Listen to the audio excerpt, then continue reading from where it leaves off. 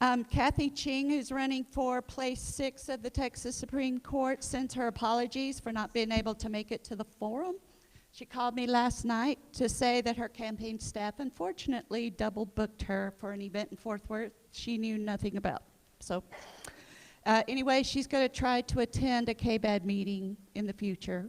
Thanks. Okay, so we have 2 minutes for introductions, and then you'll each get the same question, 2 questions, which you'll have 1 minute to answer. We have someone keeping time. Where'd he go? Okay. He will show a yellow card when you have 30 seconds left and a red card when your time is up, and we ask that you please try to observe the time limits. Thank you so much, and we're going in order that you appear on the ballot. So that would be Jennie Leeder. You're up first with a 2-minute introduction.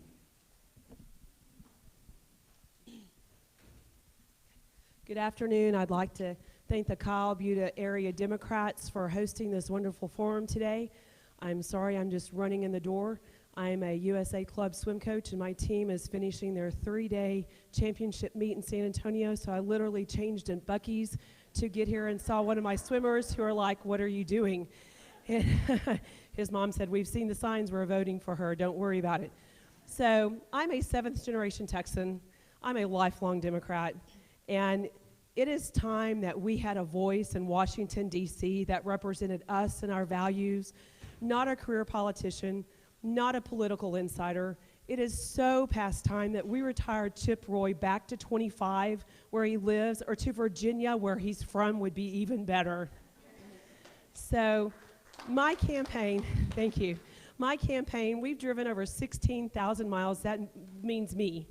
This is event number 150 that I've done since I've jumped into this race.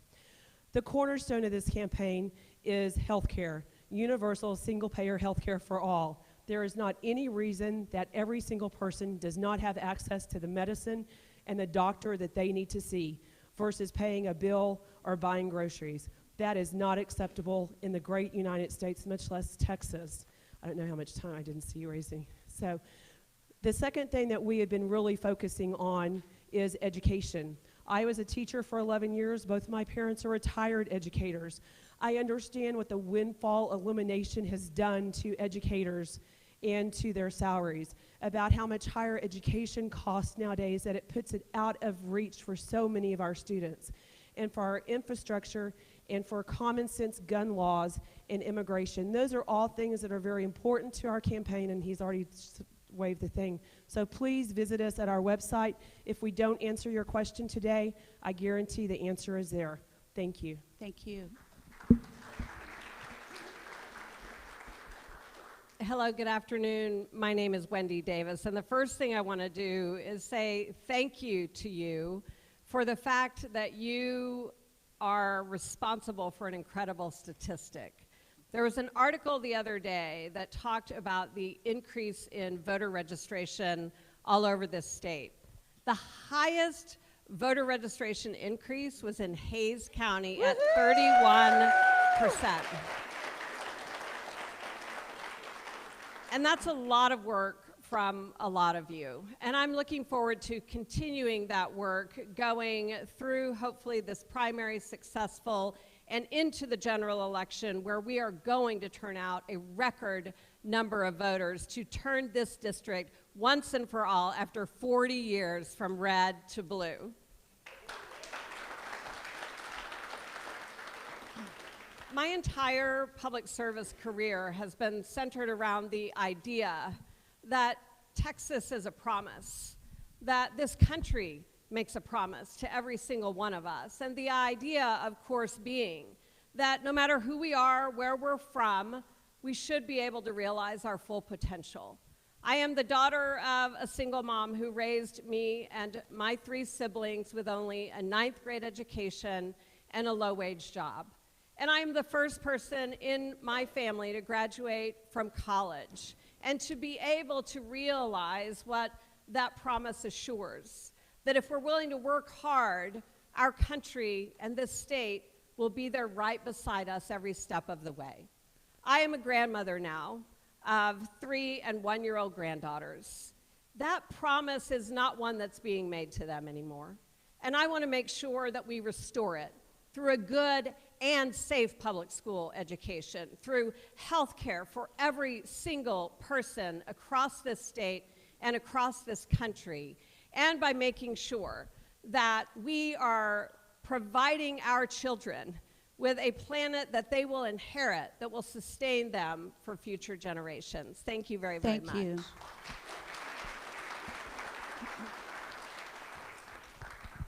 Okay, Ms. Leeder, what legislation would you propose or support to address climate change and other environmental impacts?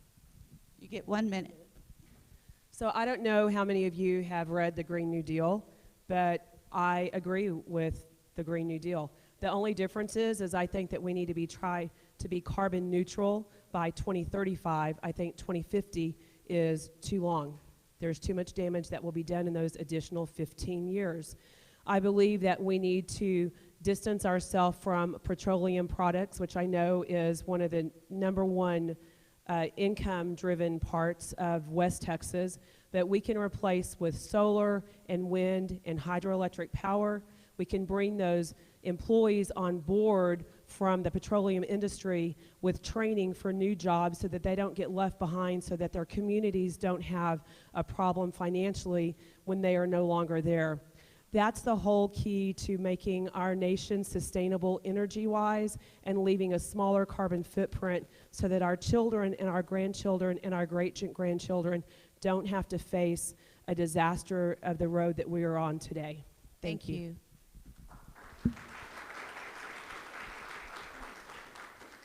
I'm very proud of the record that I have in my 6 years in the Texas State Senate, and before that as a city council person in Fort Worth, fighting for clean air and clean water.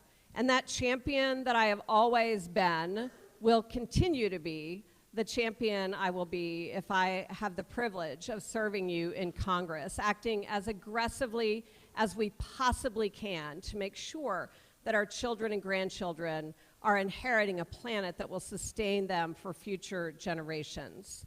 But it's not just the big picture, long-term, consequential impacts that we need to be thinking about and fighting for, particularly in communities like this.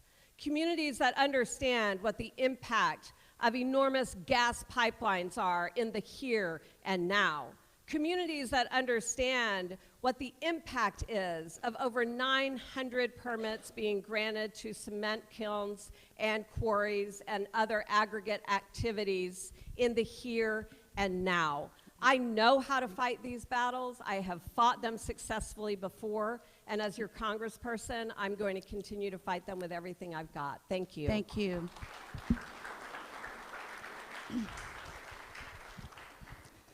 Ms. Davis, we have seen a lot of corruption unfold in our federal government during this administration. How would you propose to end such corruption, and how will it be enforced if the Republicans maintain a majority in the Senate?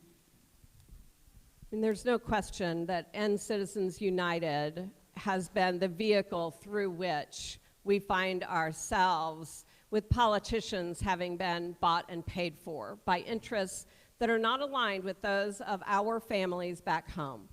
I'm very proud that I received the endorsement of End Citizens United, and that I have taken and continue to commit to a pledge not to take corporate PAC money and not to take money from federal registered lobbyists.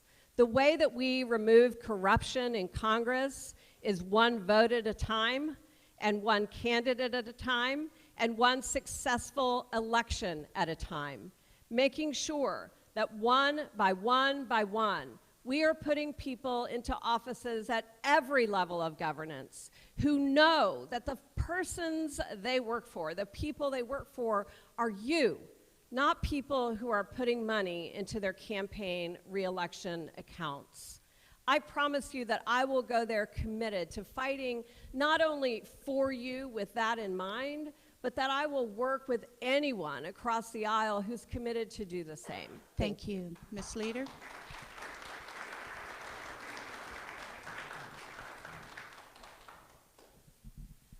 So corruption starts with power and greed. And the way to reduce power and greed in Washington, D.C. is to have term limits. And I am a full supporter of term limits for our Congress. We have it for the president for that exact reason. By creating term limits, then it also reduces the power. And it gives you, the voters, back the power, not the lobbyists, not the big corporations. I too have taken the pledge to not accept any PAC money or federal lobbyist money. My campaign has ran a grassroots 100% donation by you, the people, because you are the power. You are the boss. You will give the pink slip if we do not perform to your expectations, and it's a very quick 2-year turnaround. It's not like a president or a senator, which is a longer time. The corruption has to be chopped off at the head. The way to do that is to limit how long that they're there. But then you also have to look at the other aspects, and I'm out of time. Thank you. Thank you. Give a big round of applause for 2 wonderful candidates.